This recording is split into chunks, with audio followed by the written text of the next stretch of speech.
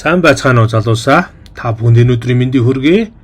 Өнөөдрийнхөө видео бичлэгээр та бүхэндээ Python-ы Tkinter сан дээр 2 тооны нийлбэр болох аппликейшн буюу програмыг хэрхэн бичих талаар та бүхэнд тайлбарлая. За манай ProEZ Academy сувг сүүлийн үед Python програмчлалын хэлний Tkinter сан тайлбарлаад удаагүй байгаа үлээ. Ингээд та бүхэндээ хичээл орж эхэлье. За Jupyter Notebook дээр бид нэр Python-ы ажлын файлаа нээгээд кодоо бичье. За Python-ы програмчлалын хэлний Tkinter сан бид нэр хүссэн зүйлээ ашиглахын тулд Tkinter сангийн доторх бүх зүйлээ одоо ашиглая гэвэл from Tkinter import гэд од тэмдэг тавьчихна. За ингэхийн бол бид нэр үрж тэмдэг тавьчихна. Ингэхийн бол бид нэр Tkinter сангийн бүх одоо утгуудыг өөр дөр ашиглах боломжтой болж байгаа. Нэгэсэндээ утгууд буюу модулууд, за тэн дотор байгаа функцуудыг бүгдийг ашиглана гэсэн үг. За ингээ одоо бид нэр шууд энэхүү ажлын одоо биенд буюу цонхныхоо объект файлыг дэлгэц гэж нэрлэе. Дэлгэц тэнцүү tk функцаар ажлын объектоо бэлтгэлээ. Ажлын одоо цонхоо Windows бэлдсэн. За ингээд дэлгэцээ main loop функцаар хязгааргүй давтнаа. За ажилчийн нөгөө шалгаад үзье. Run дараад. За ажлын дэлгэц маань амжилттай ажилласан байна. За одоо ажлын дэлгэцийн орчныг бид нэр тодорхой хэмжээнд тохируулах шаардлага гарна. За ажлын дэлгэцээ тохируулахын тулд бид нэр дэлгэц цэг geometry функцаар ажлын дэлгэцийн харьцааг тохируулна гэсэн үг. За ажлын дэлгэцийн харьцааг бид нэр 300 пикселийг харьцах нь 300 пиксел гээд 90,000 пикселийн харьцаатайгаар байгууллаа. Нэгэсэндээ босоогоор 300 пиксел вертикал гэсэн үг тийм үү? Вертикал тэнхлэгт одоо өндөр нь 300 пиксел. За хоризонтал буюу хөвтэй тэнхлэгт 300 пиксел буюу width буюу өргөн нь 300 пикселийн хэмжээтэй ингэж байгууллаа. За энэ ажлын файл маань ажиллаж байгаа хэсгийг run дараад ажиллаж үзье. За энэ дээр ажилласан байж гин. Дэлгэц маань арай том харагдаж байна. За үүн дээр бид нэр одоо шошгоо байршуулъя. Шошгоо байршуулахын тулд бид нэр import сангийнхаа бүх функцийг импортлоо оруулаад ирсэн учраас ямар нэг өвсчд оноож өгүүлгүйгээр шууд level гээд томоор бичээд функц ажиллуулад дотор нь ажлын дэлгэцэн дээр байршуулах дэлгэц объектоо зааж өгнө. Энэ дэлгэц объект нь 3 дугаар мөрөн дээр бичигдсэн энэ дэлгэц объектоо энэ level дотроо дуудж өгж байгаа. Ингэснээр дэлгэцэн дээр level гарах боломжтой гэсэн үг. За текстээ бид нэр бичгтээ дотор нь за эхний утгыг оруулах level-ийн нэрээ өглөө. За өөрийнхөө ард нь цэг тавиад grid функцэн дотроо мөр багны хэмжээг зааж өгнө. За мөр багны хэмжээг бид нэр өмнөх хичээл дээр бол та бүхэндээ тайлбарсан байгаа. За энэ дээр хэрхэн бичвүүхээр row буюу мөр нь тэг байна. За column буюу багна нь бас тэг байна. За ингээд эхний level маань энэ дээр байршигдж байна. За дараа нь үүнийхээ дараа яг энэний араас дараагийн level-ээ байршуулъя. Level дэлгэцэн дотроо байршуулад текст утга нь дараагийн утгыг оруул. За эсвэл дараагийн утгыг оруул гэж яхаа оронд дараагийн тоог оруул гэж бичсэн ч болно. За grid функц ашиглаад дотор нь дахиад мөрөө 1-р мөрөн дээр багна нь мөн тэгдүгээр баган дээр байршуулна гэсэн үг. За ажиллаж үзье. За дэлгэцийн ард m текст бичсэн байна. За одоо ажиллая. За ингээд эхний тоог оруул, дараагийн тоог оруул гэдэг нь 1-р мөрөн дээр болон 2-р мөрөн дээр байршуулгдлаа. Энэ дээр Tkinter сан дээр бид нар 1-р мөр гэдгээ тэгээр, 2-р мөр гэдгээ нэгээр илэрхийлж бичдэг байгаа. За одоо энэ дээр бид нар хариу гарах 3-р level-ийг бичих ёстой байгаа. Тэгэхээр одоо үүнийг бид нар хариу гаргах ёстой учраас миний би өнөөдөр хувьсгчийн нэрийг хариу гэж нэрлээд хариу цэг хариу тэнцүү TK функцаас левелээ шууд дуудаж ашиглана. Дээр нь import одгоо бичсэн байгаа учраас ямар нэгэн TK гэж бичихгүйгээр гэж бичихгүйгээр шууд level гэж бичээд дотор нь нөгөө дэлгэцсэн дээр байршуулна энэ утгаа. Тэгтээ энэ дэлгэцсэн утгыг нь одоо байршуулах левелийн текстийг нь доторх утга нь хариу гэсэн утгатай байна. За үүнийг бид нэр дэлгэцсэн дээр хэвлэлээ. Одоо хариу хувьсгчаа цэг тавиад grid функцаар дэлгэсэндээ байршуулнаа. За одоо энэ дээр бид нар юу хийх вэ гэхээр row гэд мөрөө зааж өгнө. Мөр маань 2 дугаар мөрөн дээр колон буюу баган маань бас тэг дээрээ байна гэсэн үг. За одоо хэдүүл ажиллуулад үзье. За манай энэ kernel дээр алдаа зааж байна. Did kernel гэх kernel-ээ хаагаад дахиад ажиллуулж үзье. Run цонхоо дарлаа. Нэгсэндээ түрүүний run-а дарж ин гэсэн үг. За миний би keyword-ноос шууд control enter төчлөөрөөр дарж байгаа. За ингээд хариугээд 3 level гараад ирсэн. Эхний level нь эхний тоог оруул, дараагийн level нь дараагийн тоог оруул, 3 дахь level нь level 3 буюу хариу өгсөн хувьсгчийг хадгалсан level маань хариу өгсөн level дэлгэснээр гарсан. За одоо хэдүүлээ утга оруулдаг entry буюу input box оруулъя. За ингийн тулд бид нэр оролт 1 гэдэг утгыг бид нэр зарлж өгье. Оролт 1 тэнцүү шууд entry функцаа тавилаа. За одоо хаана байршуулах вэ гэхээр дэлгэцэн дээр зурж байгаа учраас дэлгэц гэж хүчлээ. За энэ дээр бид нэр одоо нэг зүйлийг тавих хэрэгтэй. За энэ дээр юу тавих хэрэгтэй юм бэ гэхээр text variable гэж хүчнэ. За энэ дээр утга нь ямар утгыг оруулж ирэх вэ гэхээр бид нар оролт нэгэн дээр тоон хувьсгч утга оруулах хэрэгтэй учраас бид нэр эхнийгээ хувьсгчийг тооныг гээд тэнцүү int variable буюу бүхэл тоо гэдгээр нь функцаар зааж өгье. За хоёр дахь тоогоо тоо 2 гээд тэнцүү int variable гэдэг утгаар зааж өгье. За үүнийхээ дараа функцийн утгыг ард нь бөөрнкалт нээж тавьсныхаа дараа тооногийнхаа утгыг оролт нэгээр авах гэж байгаа учраас тооник гэж ингэж утгаа зааж өгнө.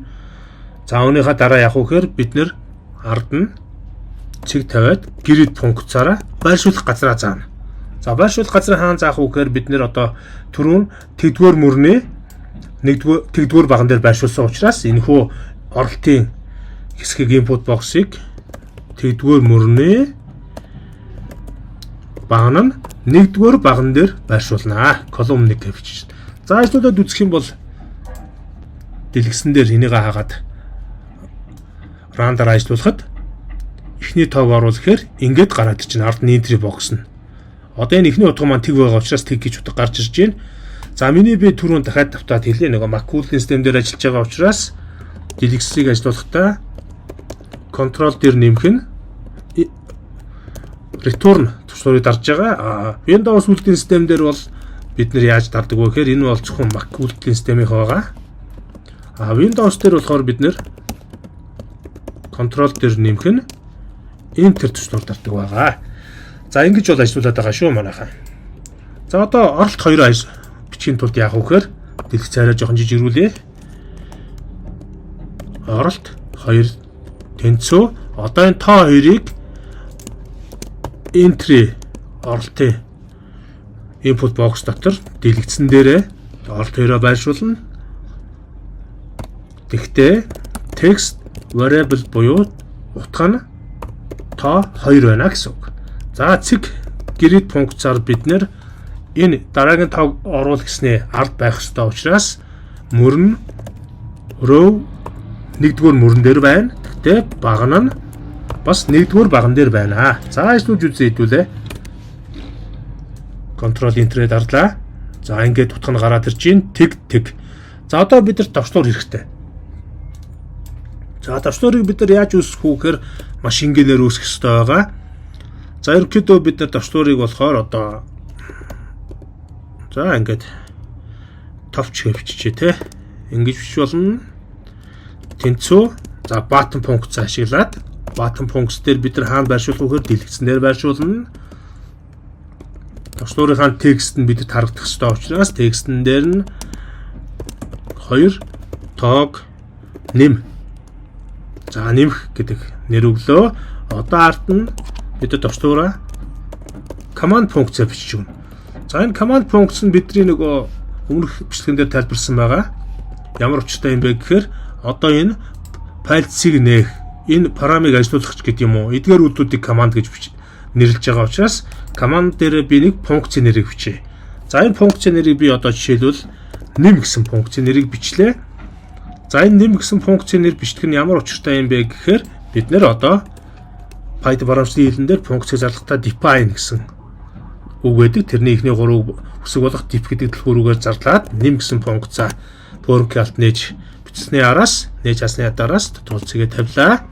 Үүн дээр 2 тооны нийлбэрээ одоо олох хэрэгтэй байгаа.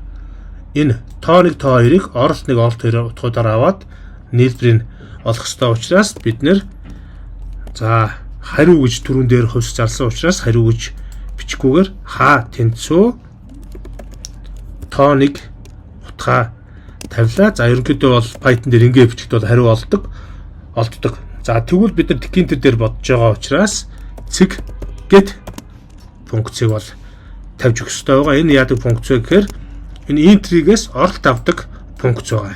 Get гэдэг. За үүнийхээ дараа бид нар энэ хариу гэсэн level дээр өгөгдлийн өөрчлөлт бичих учраас хариу гэсэн level-ээр бичээд configuration буюу config функцаа тавина. Тодорхой утгын солих учраас тэгээд text гэж бичээд тэнцүү 2 тооны нийлбэр нэгэд тодорхойлцоо тавилаа. Тэгснэ ард нь нэмэх тэмдэг тавиад str буюу string функцаар энэ хаа гэдэг хувьсгчаа тавиад өгнө. Ягаад string функц тавьж байгаа юм бэ гэхээр энэ хоёрын нийлбэр тоо гарах учраас тэр тоог тэмдэгтмөр болгож хөрвүүлдэг функцийг string гэж нэрлэнэ. Тэгэхээр нөгөө тоог тэмдэгтмөр болгохын тулд string функцаар хөрвүүлдэг. Тэгэхээр string функцаар хаа гэдэг энэ хувьсгчийг тэмдэгтмөр болгож хөрвүүлээд энэний араас холбоно гэсэн үг.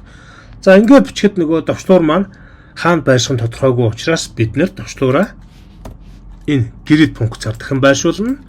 За бид нар одоогийн байдлаар бол яг хөө grid функцаар row 0 1 2 гэсэн мөрүүдийг бол ашигласан байгаа. Тэгэхээр бид нэр row гэж бичээд тэнцүү 3 дугаар мөрний багна нь тэг байж болно. За эсвэл үзье control enter дарлаа. Button маань 3 дугаар мөрөн дээр байна. 2 тэг тоо хооронд нэмлээ. 2 тооны нийлбэр тэг гарна. За 67 дээр 67-г нэмлээ. За авто маань бичдэхгүй байна. Дахиад ажиллаад үзье.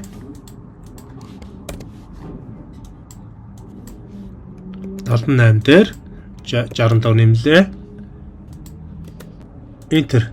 За 2 тооны нийлбэр 145. За тэгэхээр тухайн доторх тоог өөрчлөхөөр энэ decanter дээр маань утга нь солигдохгүй байгаа учраас бид нэр энийг ажилуулахын тулд дахин ажилуулж иж утгаа оруулах нь байна. За ингээд бид нар 2 тооны нийлбэр болдог аппликейшны бараамыг бол амжилттай бичлээ. За бидний ажлын дэлгэц 300 гэсэн чинь Багдад байгаа учраас ажлын дэлгэцийг би 300 харьцах нь 400 болголоо. За ингээд ажиллах юм бол 400 доошоо өргөн яваад байна те. Өндөр нь 400 юм байна. За тэгвэл өргөнөө 400 болгоод өндрөө 200 болголоо. Control enter дарлаа. За одоо зогсож чинь тийм үү. За яг энэ дэлгэцэн бүтэн таарыг гэвэл ерөөсөө л 200 гэж болох юм байна. За тэгэхээр бас болохгүй байна. За дахиад уртаа тааруулъя. 250.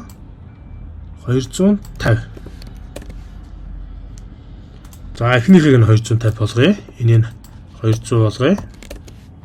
За маань дахиад таарахгүй юм те. За 350 200. За одоо тэгвэл 200-аад 100 болгоод үзье. За одоо их тохирч байна те. За тэгтэл товчлуур маань гарч ирээгүй байна. 350 102 болж байна. За тэгвэл 120 гэдэг маань бидний хоризонтал хэмжээ, 120 гэдэг маань вертикал юм биш үү? Би буруу ярьсан байна. Вертикал юм байна. За эхнийх нь хоризонтал юм байна. За хоризонтал буюу босоо.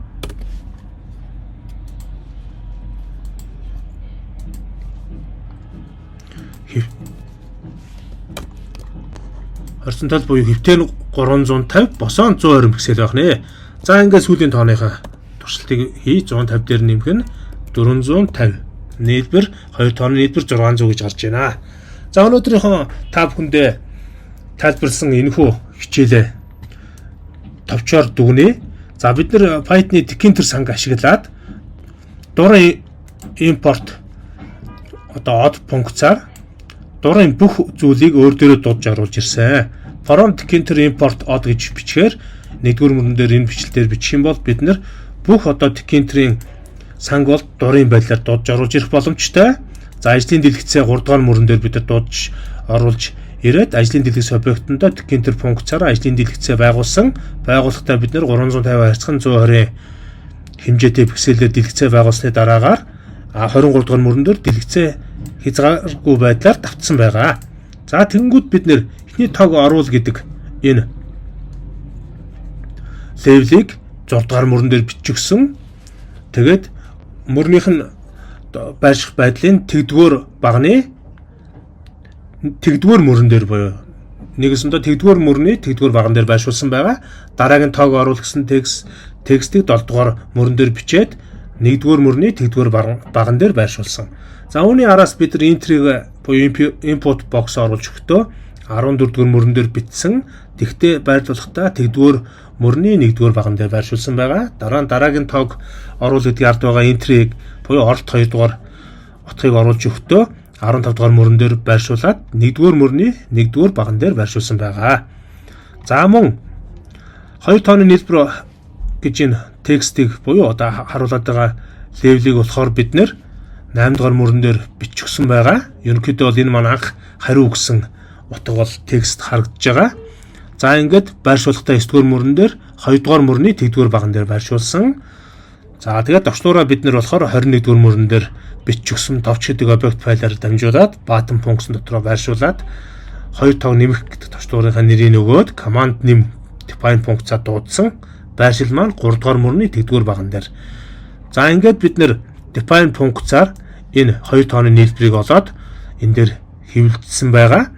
За хувьсгчийн хувьд ярих юм бол энэ хүү параметр тооныг тоо 2 гэдэг хувьсгч нь бүхэл тоо хэлбэрээр int variable буюу int var гэдэг хувьсгчаар функцаар зарлагдаж бичигдсэн. Энэ хоёрын утгыг 14, 15 дугаар мөрөн дээр утгуудын text variable хувьсгчаар тухайн input box дотроос аваад энэ авсан 2 тоогоо diff гэсэн 17 дугаар мөрөн дээрх товчлуур дарсан функцаар энэ тооны тоо 2-ыг dit функцаар утгуудыг уншаад хооронд нь хаа хувьсгчид нэмж хадгалаад нэмсэн хувьсгчаа хариу өгсөн текст рүү илгээхдээ тэмдэгт мөр болгож илгээгээд 2 тооны нийлбэр нь гэдгийн араас нэмж хэвсэн гэсэн үг.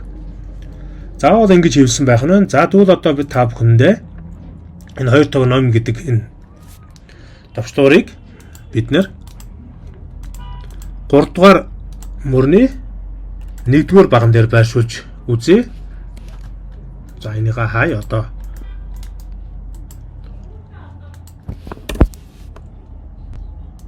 За одоо товчлуур маань 1-р мөрний 3 дугаар мөрний 1-р баган руу байрсан байдал нь ингэж харагдаж байна. За ингээд одоо дурын тоогоо оруулъя. 2026 он дээр дараагийн он бол 2027 оны нэмлээ. За хариу өгсөн 3 дугаар левел дээр утга маань солигдно. За дарлаа 2 тооны нийлбэр 4053 гэж утга гарч байна. За ингээ өнөөдрийнхөө видео ивчлэгт анхаарал хандуулсан та бүхэнд баярлалаа.